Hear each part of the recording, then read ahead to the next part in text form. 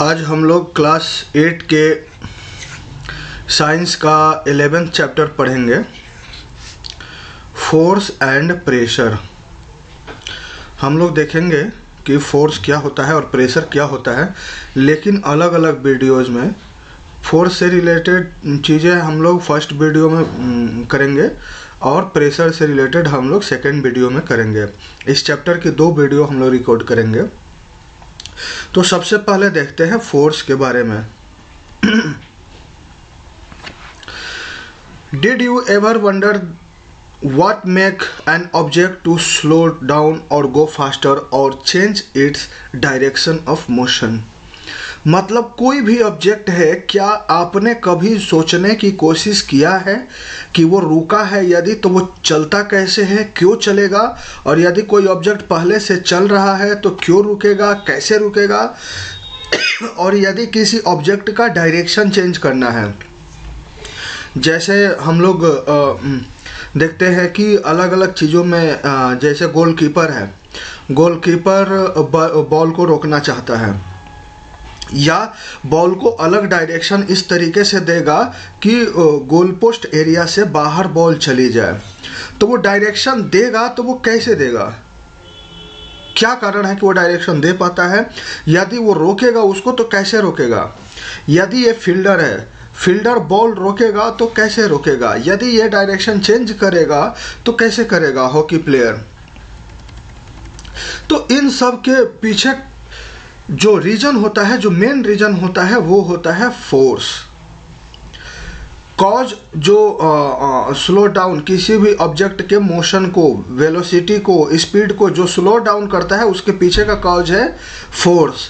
यदि किसी ऑब्जेक्ट के स्पीड को कोई फास्टर कर रहा है, ज़्यादा तेज कर रहा है, तो उसके पीछे का कॉज है फोर्स। यदि किसी ऑब्जेक्ट के मोशन का डायरेक्शन चेंज हो रहा है तो उसके भी पीछे का रीजन है फोर्स। तो सबसे पहले हम जानेंगे कि व्हाट इज फोर्स, फोर्स क्या होता है, and what can it do bodies on which it is applied. जिस भी बॉडी पर यह अप्लाई होता है तो ये क्या क्या कर सकता है, ये सारी चीज़ें हम लोग पढ़ेंगे। तो सबसे पहले देखते हैं कि फोर्स क्या होता है। अ पुश और अ पुल, पुश और pull of any object is called force. देखिए,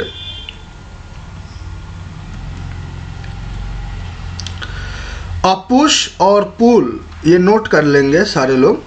अ पुश और पुल of any object is called force. We can say that the motion imparted to objects was due to the action of force. हम लोग कह सकते हैं कि कोई भी ऑब्जेक्ट है, यदि रेस्ट में है और मोशन कर रहा है, या मोशन में है वो रेस्ट में आ रहा है, या उसकी स्पीड या वेलोसिटी बढ़ रही है या घट रही है, या किसी ऑब्जेक्ट का शेप में कोई परिवर्तन आ रहा है, या कोई ऑब्जेक्ट का डायरेक्शन चेंज हो रहा है, तो उसके पीछे का जो कारण है वह है फोर्स। आगे देखते हैं। Force are due to an interaction. कभी भी एक ऑब्जेक्ट के कारण फोर्स की चर्चा नहीं हो सकती। यदि फोर्स लग रहा है, यदि force take place on anywhere, यदि किसी भी ऑब्जेक्ट पे फोर्स लग रहा है तो वहाँ पर दो ऑब्जेक्ट का, दो चीज़ों का, दो बॉडीज़ का इंटरेक्शन होता है।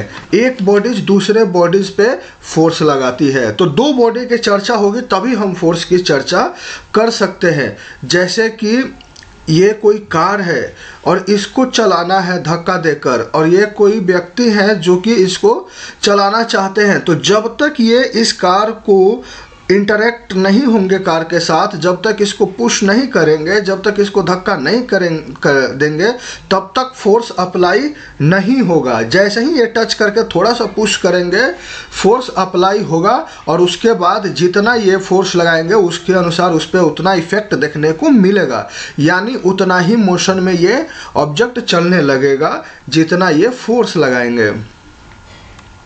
तो कहने का मतलब है कि देखिए, ये टच नहीं कर रहे हैं तो फोर्स नहीं लग रहा है, लेकिन जैसे ही इन्होंने धक्का देना शुरू किया तो फोर्स लगना शुरू हुआ। तो कभी भी दो ऑब्जेक्ट की चर्चा होती है, दो बॉडी की, दो लोगों की चर्चा होती है जब हम फोर्स की बात करते हैं। अब ये देखिए, ये पुश कर रहे हैं एक दूसरे को, तो ये इन पे फोर्स लगा रही हैं इस डायरेक्शन में और ये इन पे फोर्स लगा रही हैं इस डायरेक्शन में, दोनों एक दूसरे को पुश कर रहे हैं। इसमें देखते हैं हम लोग, दोनों एक दूसरे को पुल कर रहे हैं। यहाँ भी दो ऑब्जेक्ट है, ये इनको अपनी तरफ खींच रही हैं और ये जो है इनको अपनी तरफ खींच रही हैं। अब देखते हैं, ये कोई गाय वाले हैं, ये गाय को अपनी तरफ खींच रहे हैं और ये गाय भी इनको अपनी तरफ खींच रही है। तो कहने का मतलब है कि दो फोर्स लग रहे हैं, दोनों एक दूसरे पे लग रहे हैं। तो कभी भी फोर्स की चर्चा होगी तो दो ऑब्जेक्ट होंगे और दोनों एक दूसरे पे फोर्स लगाएंगे। डिपेंड करता है कि वो फोर्स कितना है। तो एक चीज़ हमेशा ध्यान रखेंगे कि फोर्स के साथ डायरेक्शन की भी चर्चा होती है। कभी भी फोर्स की बात करेंगे तो वो किस डायरेक्शन में लग रहा है, इस डायरेक्शन में लग रहा है, लेफ्ट टू राइट या राइट टू लेफ्ट लग रहा है, किस डायरेक्शन में लग रहा है, इसकी भी हम चर्चा करेंगे। फोर्स एक ऐसी चीज़ है जिसको बिना डायरेक्शन के हम लोग चर्चा नहीं कर सकते। अब देखते हैं, at least two bodies must interact for a force come into play. दो बॉडीज को इंटरेक्शन होगा तभी हम फोर्स की बात करेंगे। An interaction of one object with another object results in a force between the two objects. कभी भी इंटरेक्शन होता है मतलब दो बॉडीज के बीच में, तो फोर्स जनरेट होता है, फोर्स अप्लाइड होता है वहाँ। एक अकेला ऑब्जेक्ट की फोर्स नहीं लगा सकता, दो ऑब्जेक्ट एक दूसरे के साथ इंटरेक्ट होंगे तभी फोर्स लगेगा। अब थोड़ा सा और अच्छे से इसको एक्सप्लोर करते हैं, चर्चा करते हैं। अब देखिए, यहाँ पे एक ब्लॉक रखा हुआ है और इसको दो पर्सन धक्का दे रहे हैं, पहले पिक्चर में भी और दो पर्सन धक्का दे रहे हैं दूसरे पिक्चर में भी। लेकिन दोनों पिक्चर में क्या अंतर है, तो पहले पिक्चर में दोनों पर्सन एक ही डायरेक्शन में धक्का दे रहे हैं, राइट टू लेफ्ट। लेकिन दूसरे पिक्चर में दोनों पर्सन अपोजिट डायरेक्शन में धक्का दे रहे हैं। तो अब इसमें क्या होता है, जब हम एक ही डायरेक्शन में फोर्स किसी ऑब्जेक्ट को धक्का देता है, एक ही डायरेक्शन में दो फोर्स लगाते हैं, तो इफेक्ट जो होगा दोनों फोर्स के एडिशन के बराबर होगा। मान लीजिए कि इस फोर्स का पावर है F1, मतलब इस फोर्स की जो मैग्नीट्यूड है F1 है और इस फोर्स की मैग्नीट्यूड F2 है। तो इस पे जो इफेक्ट रिजल्टेंट फोर्स होगा वो F1 प्लस F2 के बराबर होगा। लेकिन ये दोनों धक्का दे रहे हैं, ये एक दूसरे को उल्टे डायरेक्शन में धक्का दे रहे हैं, तो इस पे जो इफेक्ट देखने को मिलेगा, जो मैग्नीट्यूड होगा, रिजल्टेंट मैग्नीट्यूड, वो F1 माइनस F2 के बराबर होगा या F2 माइनस F1 के बराबर होगा, मतलब डिफरेंस के बराबर होगा। ये देखिए, ये दो टीम है, ये तो गेम हम लोग देखे हुए हैं कि कैसे रस्सी खींची जाती है। तो यदि ये टीम कब विनिंग होगी, ये दोनों एक दूसरे के अपोजिट डायरेक्शन में फोर्स लगा रहे हैं। तो यदि ये दोनों इक्वल मैग्नीट्यूड में फोर्स लगाएंगे तो रिजल्टेंट फोर्स जीरो हो जाएगा, इफेक्ट जीरो देखने को मिलेगा। न तो ये राइट की तरफ मूव करेगा, ना ही लेफ्ट की तरफ मूव करेगा। लेकिन मान लीजिए कि इन्होंने, इस टीम ने, ये बी टीम है मान लीजिए और ये ए टीम है, तो मान लीजिए बी टीम ने 5 न्यूटन का फोर्स लगाया टुवार्ड्स राइट और इन्होंने 4 न्यूटन का फोर्स लगाया टुवार्ड्स लेफ्ट, लेफ्ट की ओर फोर्स लगाया। तो ये बी टीम की फोर्स ज़्यादा लग रही है, तो इफेक्ट देखने को मिलेगा बी टीम की तरफ, बी टीम विनिंग होगी। और कितना इफेक्ट देखने को मिलेगा, कितने फोर्स इसका अधिक हो रहा है, तो 5 माइनस 4 इक्वल टू 1 न्यूटन ये ज़्यादा लगा रही है, तो 1 न्यूटन का ही इफेक्ट देखने को मिलेगा इस रिबन पर, इस रस्सी पर, और ये टीम फाइनली विजयी होगी। तो कहने का मतलब है कि जब 2 या 2 से ज़्यादा फोर्स लगता है तो हम डायरेक्शन की चर्चा करते हैं और देखते हैं कि रिजल्टेंट फोर्स कितना हो रहा है, और नेट फोर्स जो रिजल्टेंट फोर्स है उसी के अनुसार इफेक्ट भी देखने को मिलेगा। अब देखिए, forces applied on an object in the same direction to one another, तो जब सेम डायरेक्शन में होगा तो रिजल्टेंट कितना होगा, हम ऐड कर देंगे दोनों फोर्सेस को, F1 को F2 से ऐड कर देंगे। और यदि दोनों अपोजिट डायरेक्शन में लग रहे हैं तो जो रिजल्टेंट होगा, नेट फोर्स जो होगा एक्टिंग ऑन इट और एक्टिंग ऑन ऑब्जेक्ट, वो डिफरेंस के बराबर होगा, दोनों फोर्स के डिफरेंस के बराबर, मतलब F1 माइनस F2 के बराबर होगा। अब देखते हैं, the strength of a force is usually expressed by its magnitude. तो ये कभी भी हम लोग फोर्स के बारे में चर्चा करते हैं, फोर्स, तो उसके लिए दो चीज़ें बतानी ज़रूरी है, एक मैग्नीट्यूड प्लस डायरेक्शन भी बताना ज़रूरी होता है। बिना डायरेक्शन के हम फोर्स नहीं बता सकते। बिना डायरेक्शन के हम कैसे बता सकते हैं कि ऑब्जेक्ट पे एक ही ऑब्जेक्ट चल रहा है कि नहीं चल रहा है, इफेक्ट जो एक से ज़्यादा फोर्स लग रहे हैं तो इफेक्ट कितना आ रहा है। यदि सेम डायरेक्शन में होगा तो फोर्स दोगुने इफेक्ट से जो ऐड होगा दोनों के एडिशन के बराबर इफेक्ट देगा। यदि अपोजिट डायरेक्शन में होगा तो डिफरेंस के बराबर इफेक्ट देगा। तो मैग्नीट्यूड, किसी भी फोर्स की चर्चा करते हैं तो मैग्नीट्यूड भी बताना ज़रूरी होता है और डायरेक्शन भी। मैग्नीट्यूड स्ट्रेंथ के लिए बताना ज़रूरी होता है और डायरेक्शन बताना ज़रूरी होता है कि उसका जो इफ़ेक्ट आएगा वो किस डायरेक्शन में होगा। ऑब्जेक्ट यदि चलेगा उस फोर्स के कारण तो किस डायरेक्शन में चलेगा, इसके लिए। अब देखते हैं, The direction or the magnitude applied force changes, its effect also changes। हाँ, यह भी ज़रूरी है कि देखिए, यदि फोर्स है तो फोर्स में या तो मैग्नीट्यूड चेंज हो जाए तब भी फोर्स का इफेक्ट चेंज हो जाता है, यदि डायरेक्शन चेंज हो जाए तो भी उसका इफेक्ट चेंज हो जाता है, और दोनों चेंज हो जाए, magnitude as well as direction, यदि दोनों चेंज हो जाए तो भी हमारा फोर्स का जो इफेक्ट है वो चेंज हो जाता है, मतलब फोर्स चेंज हो जाता है। तो इफेक्ट को चेंज होने के लिए केवल ये नहीं ज़रूरी है खाली मैग्नीट्यूड चेंज हो, उसका डायरेक्शन चेंज हो जाता है तो भी उस फोर्स का इफेक्ट चेंज हो जाता है। In general more than one force may be acting on an object, however the effect on the object is due to the net forces acting on it। अब मान लीजिए कि कोई एक ऑब्जेक्ट है और इस पर बहुत सारे फोर्सेस लग रहे हैं, इधर से भी, इधर से भी, इधर से भी बहुत सारे फोर्स लग रहे हैं। तो इसका जो, मान लीजिए ये F1 है, ये F2 है, ये F3 है, ये F4 है, ये F5 है, तो इसका जो रिजल्टेंट है उसको निकालेंगे, प्लस माइनस करने के बाद कितना आता है नेट फोर्स। नेट फोर्स के अनुसार ही जो इफेक्ट होगा वो देखने को मिलेगा। नेट फोर्स का मैग्नीट्यूड जितना होगा और नेट फोर्स की जो डायरेक्शन होगी उसी के अनुसार इस ऑब्जेक्ट पे इफेक्ट देखने को मिलेगा। A force can change the state of motion. तो एक फोर्स जो होता है वो किसी भी ऑब्जेक्ट के स्टेट को चेंज करता है। तो सबसे पहले स्टेट क्या होता है ये देखते हैं। देखिए, कोई भी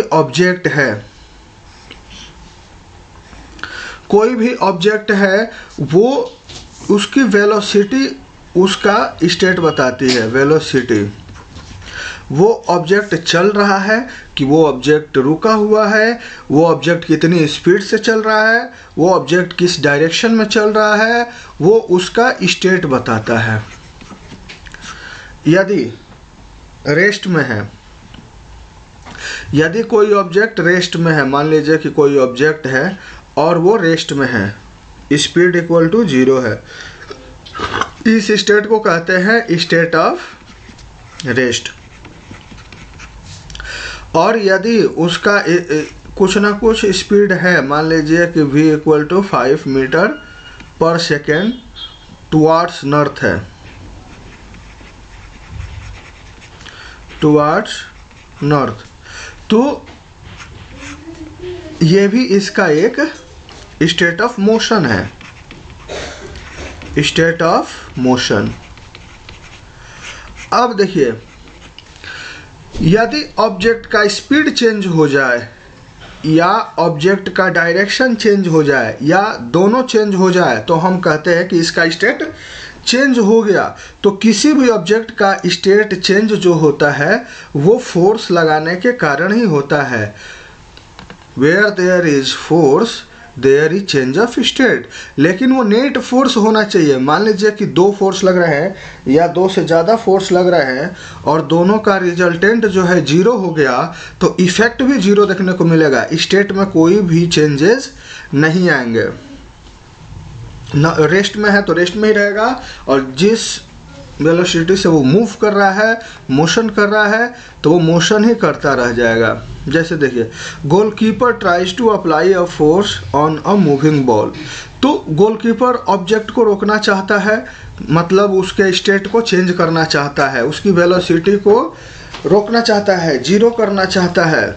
यदि वो रोक देता है तो speed decreases to zero, speed zero हो जाता है, तो मतलब उसका स्टेट चेंज हो जाता है। आप देखिए, ये टायर चला रहा है ये लड़का और ये इसका स्पीड बढ़ाता भी है, इसका स्पीड घटाता भी है, इसके डायरेक्शन को भी चेंज करता है। मतलब ये इसके स्टेट को चेंज कर रहा है, या तो स्पीड को चेंज कर रहा है या डायरेक्शन चेंज कर रहा है। मतलब कि इसके स्पीड को चेंज कर रहा है, तो स्पीड को चेंज कर रहा है या डायरेक्शन को चेंज कर रहा है, मतलब स्टेट को चेंज कर रहा है। और स्टेट को चेंज कर रहा है तो फोर्स के कारण ही होता है, बिना फोर्स के स्टेट चेंज नहीं होता है।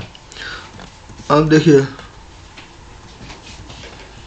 इसके ऊपर कुछ नहीं है। A ball set in motion by pushing it along the level surface। आप देखिए, बार बार इस बॉल को पुश कर रहे हैं, डायरेक्शन भी चेंज हो रहा है इसका, तो इसका भी स्टेट चेंज हो रहा है। तो कहने का मतलब है कि अ चेंज इन, इसको नोट कर लेंगे सारे लोग, a change in either the speed of an object और इट्स डायरेक्शन ऑफ मोशन और बोथ, या तो स्पीड चेंज हो जाए या डायरेक्शन ऑफ मोशन चेंज हो जाए या दोनों चेंज हो जाए, तो हम कहते हैं कि इस ऑब्जेक्ट का स्टेट ऑफ मोशन चेंज हो गया। तो स्टेट ऑफ मोशन चेंज हो गया मतलब या तो स्पीड चेंज हुआ या डायरेक्शन चेंज हुआ या दोनों चेंज हुआ। और अ फोर्स में bring a change in the state of motion of an object.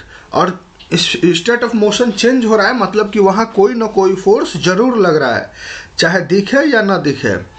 कई फोर्स डायरेक्टली दिखते भी हैं, कई फोर्स नहीं दिखते हैं। जैसे ग्रेविटी हमें नहीं दिखती है, मैग्नेटिक फोर्स हमें नहीं दिखता, इलेक्ट्रोस्टैटिक फोर्स नहीं दिखता, लेकिन लगता है। नॉन कॉन्टैक्ट फोर्सेस लगते हैं लेकिन दिखते नहीं हैं।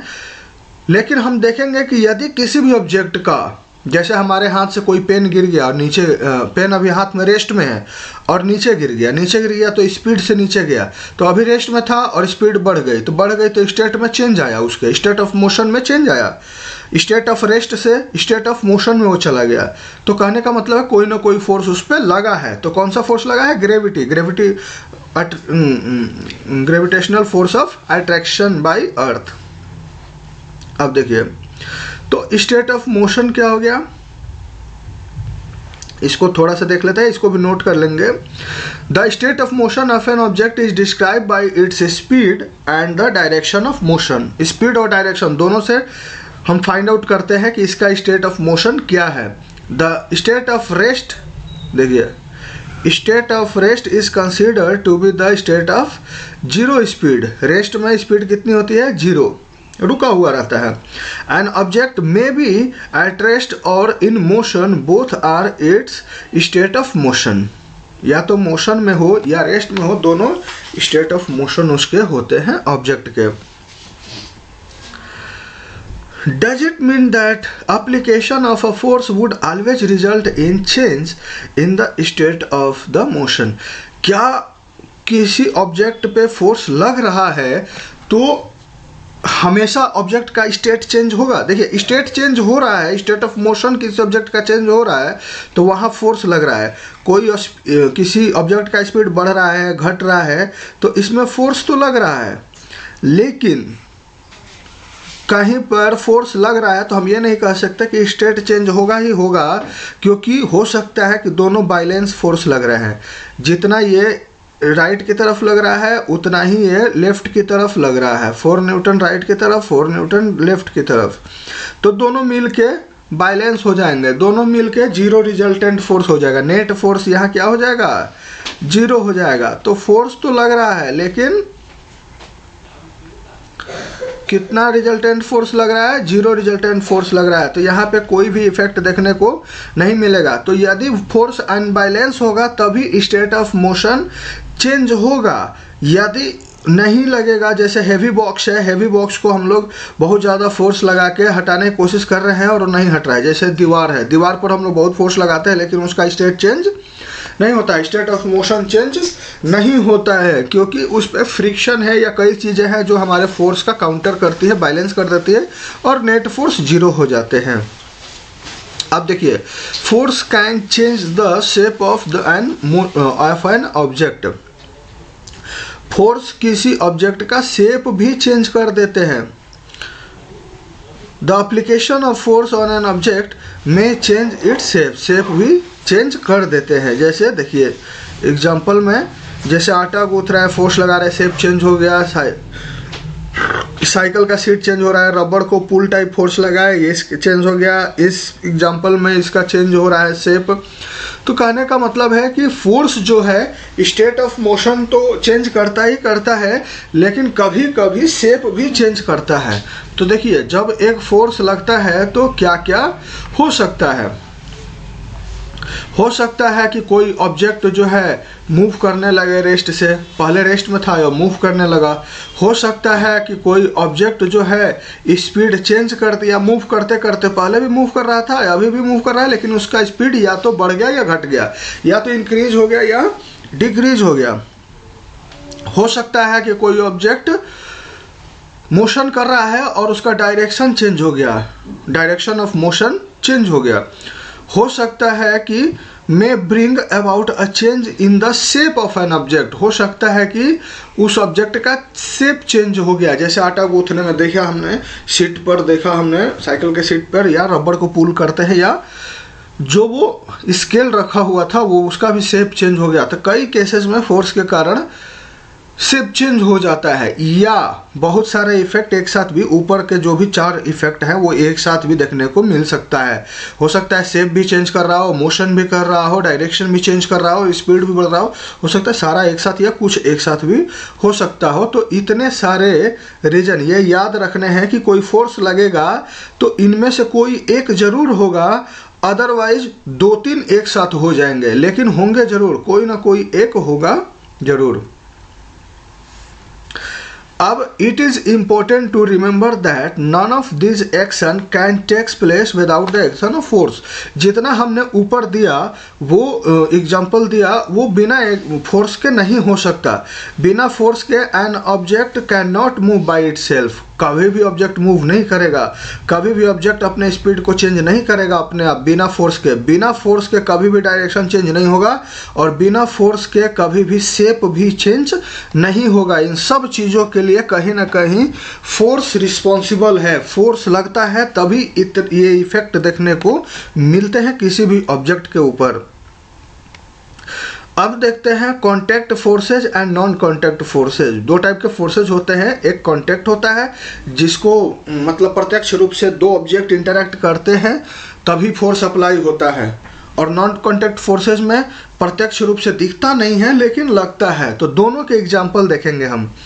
मस्कुलर फोर्सेस, जिस फोर्स को अप्लाई करने के लिए हमारे मसल्स के पावर का यूज होता है उसको मस्कुलर फोर्सेस कहते हैं। जैसे हम किसी कार को धक्का दे रहे हैं तो हमारे मस्कुलर फोर्सेस लगते हैं, और उसके लिए कांटेक्ट का होना बहुत ज़रूरी होता है। बिना कांटेक्ट के हम मस्कुलर फोर्सेस नहीं लगा सकते। देखिए, the force resulting due to the action of muscles is known as the muscular forces. Muscular forces जो होता है मसल्स के एक्शन के कारण लगता है, and muscular force can be applied only when, note कर लेंगे इसको, muscular force can be applied only when it is in contact with an object.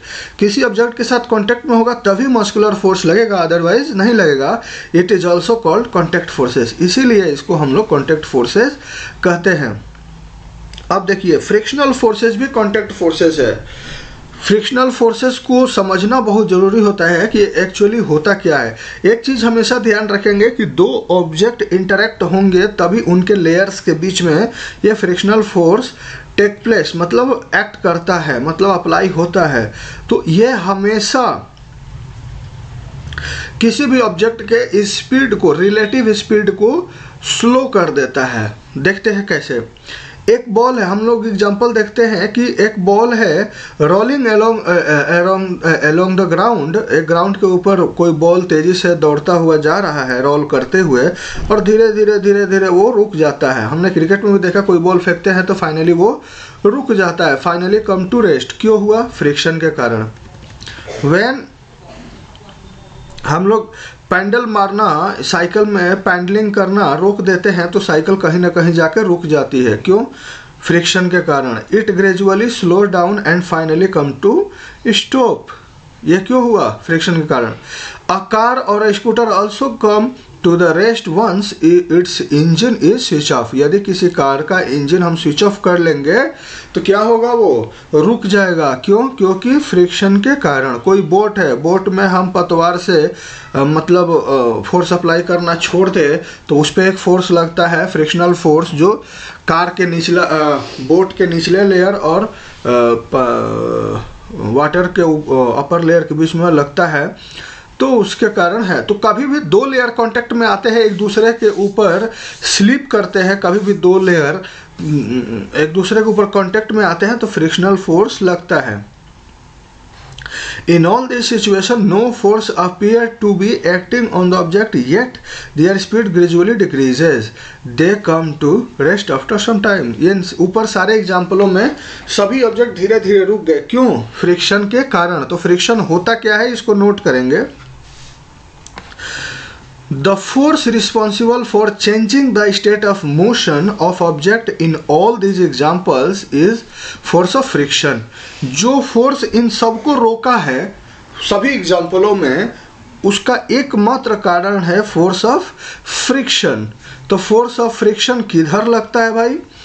तो कभी भी दो लेयर कांटेक्ट में आते हैं, जैसे बॉल को हम लोगों ने फील्ड में फेंका तो बॉल का निचला लेयर और फील्ड का ऊपरा लेयर, या साइकिल को हम चला रहे हैं तो साइकिल के टायर का निचला लेयर और रोड का ऊपरी लेयर, ये कांटेक्ट में आते हैं और अल्टीमेटली क्या होता है?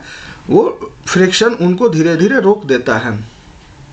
The force of friction always act on all the moving objects and its direction is always opposite to the direction of motion. Frictional force किधर लगता है? जिस डायरेक्शन में ऑब्जेक्ट मूव करेगा उसके उल्टा डायरेक्शन में फ्रिक्शनल फोर्स लगता है। मान लीजिए कि ये टेबल है और कोई ऑब्जेक्ट इधर से लेफ्ट से राइट की ओर मूव कर रहा है, तो फ्रिक्शनल फोर्स इनके लेयर के बीच में लगेगा, टेबल का लेयर और ये ब्लॉक का लेयर, इनके बीच में लगेगा और पीछे की ओर लगेगा। मतलब जिधर मोशन होगा उसके उल्टा लगेगा और धीरे धीरे इनको रोकेगा। उसका एक ही काम है, कोई ऑब्जेक्ट मूव कर रहा है तो उसको रोको। Since the force of friction arise due to contact between surfaces, it is also an example of contact forces. और चूंकि यह भी कॉन्टैक्ट के कारण ही होता है, दो ऑब्जेक्ट कॉन्टैक्ट में, दो सरफेस कॉन्टैक्ट में आते हैं तभी फ्रिक्शनल फोर्स लगता है, इसीलिए इसको भी हम कॉन्टैक्ट फोर्सेस कहते हैं। अब देखते हैं नॉन कॉन्टैक्ट फोर्सेस क्या होता है। जो अप्लाई करने के लिए दो ऑब्जेक्ट को टच करना एक दूसरे को जरूरी नहीं है, कांटेक्ट करना जरूरी नहीं है, उसको हम नॉन कांटेक्ट फोर्स कहते हैं। इसको फील्ड टाइप फोर्स भी कहते हैं, जो दिखता नहीं है लेकिन होता है। जैसे देखिए दो मैग्नेट है, एक दूसरे पे फोर्स लगा रहे हैं और दोनों मैग्नेट एक दूसरे फोर्स लगा रहे हैं लेकिन दोनों एक दूसरे को टच नहीं किए हैं। इनके बीच में कुछ ना कुछ डिस्टेंस है लेकिन ये एक दूसरे पे फोर्स लगा रहे हैं। तो magnet can exert a force on one another magnet without being in contact with it. बिना कांटेक्ट के ही मैग्नेट फोर्स लगाता है. The force exerted bye a magnet is an example of non conductive forces. क्योंकि contact नहीं करता है फिर भी फोर्स लगाता है, इसीलिए मैग्नेटिक फोर्स को हम नॉन कांटेक्ट फोर्स कहते हैं. या कोई मैग्नेट है और पीस ऑफ आयरन है तो ये भी एक दूसरे पर फोर्स लगाते हैं बिना कांटेक्ट किए हुए, तो इनको भी नॉन कांटेक्ट फोर्स कहते हैं. इलेक्ट्रोस्टैटिक फोर्सेज, जैसे कि हम लोगों ने पहले बचपन में करते थे कि बाल में पेन रगड़ लेते थे और कागज़ के छोटे छोटे टुकड़े को वो पेन उठा लेता था, तो हम लोग कहते थे कि देखो ये जादू हो रहा है. लेकिन वो एक्चुअली किस कारण से हो रहा था? इलेक्ट्रोस्टैटिक फोर्स के कारण. जैसे कि देखिए हमने कागज़ से एक स्ट्रॉ को रब किया और दूसरे स्ट्रॉ को उसके पास ले गए तो ये फोर्स ऑफ अट्रैक्शन लग रहा था इनके बीच में, वो खींच रहा था दोनों एक दूसरे को. क्यों?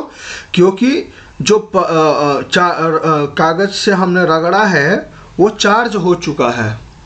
अब यदि हम दूसरे वाले को भी रगड़ देते हैं कागज़ से तो दोनों के बीच में फोर्स ऑफ रिपल्सन लगेगा, मतलब दोनों एक दूसरे को धक्का देंगे लेकिन फोर्स लगेगा ज़रूर. तो क्यों दोनों फोर्स लगेंगे? क्योंकि वो ऑब्जेक्ट चार्ज हो गया. देखिए, a straw is said to have acquired electrostatic charge.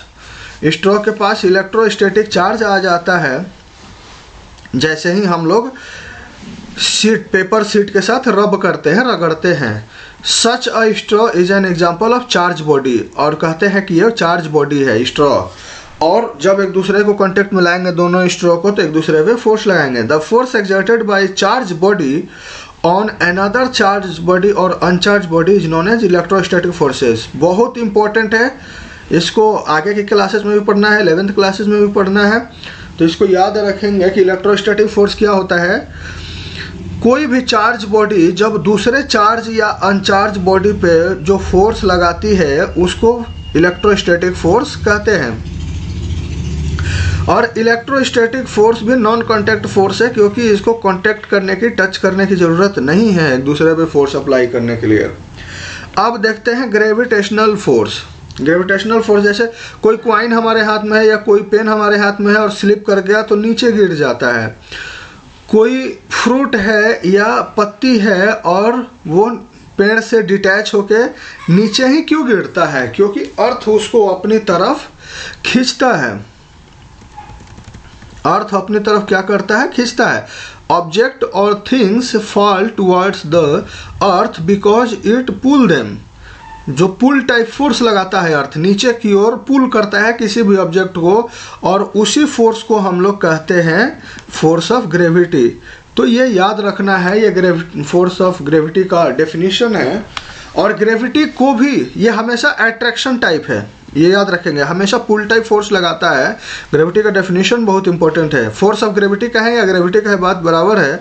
The force of gravity act on all object, और सभी ऑब्जेक्ट पे ये फोर्स ऑफ ग्रेविटी लगता है. सभी ऑब्जेक्ट जो अर्थ पे है उसको अपनी तरफ अर्थ खींचती है. और यह भी एक मतलब नॉन कांटेक्ट फोर्सेज है क्योंकि इसको कांटेक्ट करने की ज़रूरत नहीं है. अब देखिए, ग्रेविटी केवल मतलब अर्थ के कारण ही नहीं होती है. कोई भी मासिव पार्टिकल है वो दूसरे मासिव पार्टिकल को अट्रैक्ट करता है. In fact every object in the universe when smaller और large, whether small or large, exert a force on every other object. This force is known as gravitational forces. जैसे देखिए, अर्थ जो है किसी भी ऑब्जेक्ट को अपनी तरफ खींचती है, तो स्पेशली अर्थ के ग्रेविटेशनल फोर्स को हम लोग ग्रेविटी कहते हैं. लेकिन कोई भी ऑब्जेक्ट, जैसे मैं हूँ तो किसी भी दूसरे ऑब्जेक्ट को मैं भी अट्रैक्ट कर रहा हूँ, हमारे बीच में फोर्स ऑफ अट्रैक्शन लग रहा है, और इसको कहते हैं ग्रेविटेशनल फोर्स. तो केवल अर्थ ही नहीं खींचती किसी ऑब्जेक्ट को, सभी ऑब्जेक्ट एक दूसरे को अट्रैक्शन फोर्स अप्लाई करते हैं, लेकिन उनका पावर, उनका मैग्नीट्यूड इतना कम होता है कि इफेक्ट उनका विजिबल नहीं होता है, नहीं देख सकते। लेकिन अर्थ का मास, वजन इतना ज़्यादा होता है कि उसका ग्रेविटी जो है, अट्रैक्शन फोर्स जो है, उसका इफेक्ट देखने को मिल जाता है और हम लोग कहते हैं कि अर्थ किसी को भी अपनी तरफ खींचती है। तो यह भी एक नॉन कॉन्टैक्ट फोर्सेज है। आगे के वीडियोस में हम लोग प्रेशर की बात करेंगे। आप सभी लगातार पढ़ते रहिए। जय हिंद, वंदे मातरम।